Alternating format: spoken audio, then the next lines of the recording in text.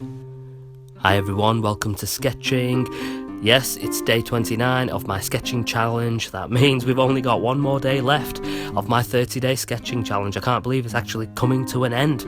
But yeah, so today I'm drawing a nice little Jaffa cake that I was eating today. Well, I ate more than one, I must admit. Don't know if you've ever had a Jaffa cake before, but in the UK, it's one of kind of our favourite type of sweetie delight things. I mean, they don't class this as a biscuit, it's actually a cake. But there's a huge debate on that, whether it's a biscuit or whether it's a cake. So anyway, I decided to draw this today. Very interesting textures on this one. We've got nice cakey parts on the bottom, then we've got some jam, orangey flavoured jam in the middle. It's all sandwiched on top with a nice layer of thick chocolate.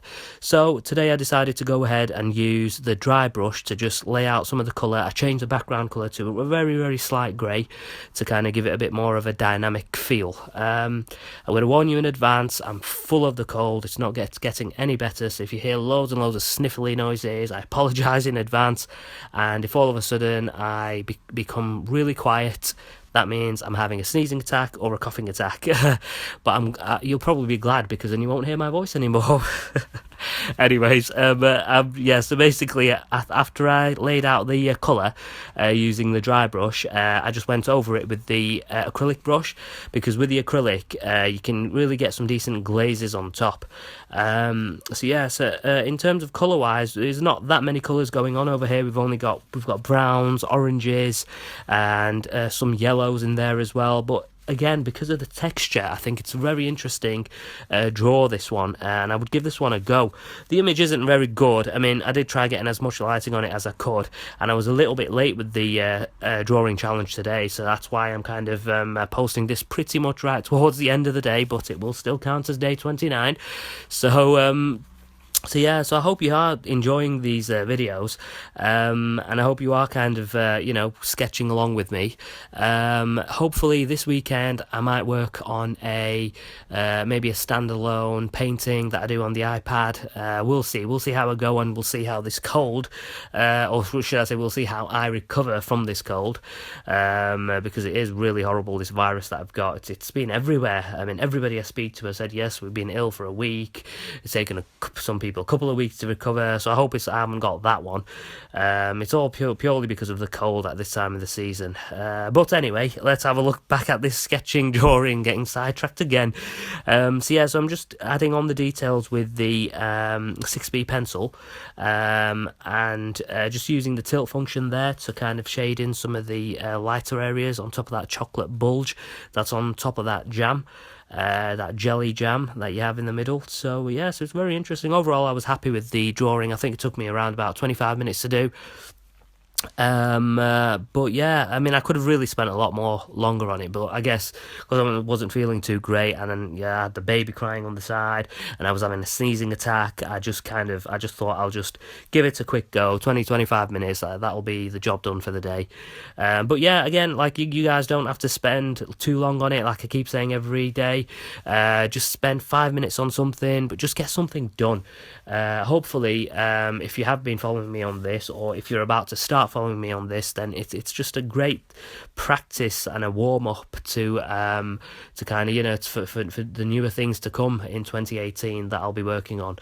And especially the tutorials and the lessons that I do, I'll try breaking them down step by step, whether I do them on traditional materials or whether I do them on the iPad.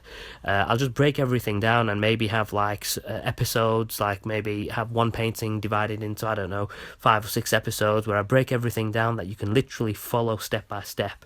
And I think that would be great to learn, because I used to do some teaching as well.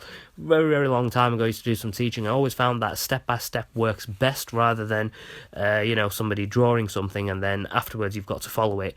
But if you follow at a slow and steady pace, you kind of learn something while you're doing it. Sometimes artists work differently, and you might not figure out what they're actually trying to achieve in them first initial steps, but it's all a learning exercise, and it's just a training.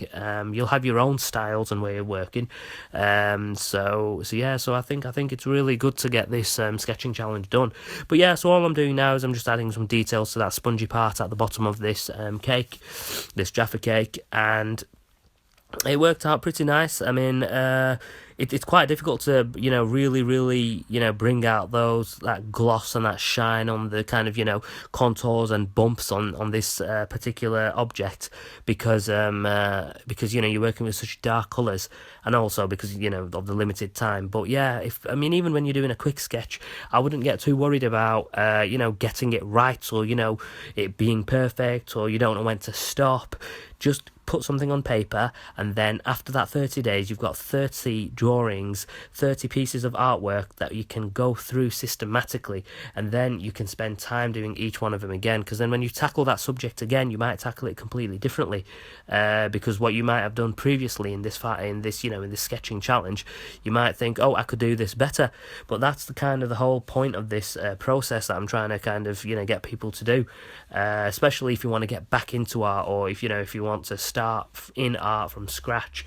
The lessons that I'm going to be covering are going to be basic lessons, so they'll be like how to do shading, different techniques and methods of shading, drawing objects, perspective, colour, lights and shadows, all the basic stuff that you get in your art lessons in art school.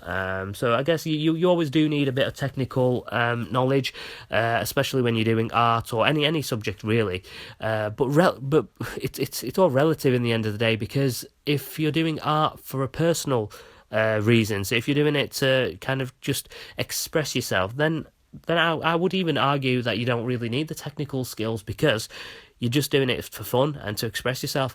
Whereas if you're doing it to kind of to get into a profession, or whether you want to, achieve a certain skill set, then you would definitely need to know the technical parts, because, without that kind of knowledge, you might kind of start doing something, it might look really good, but it might not be correct.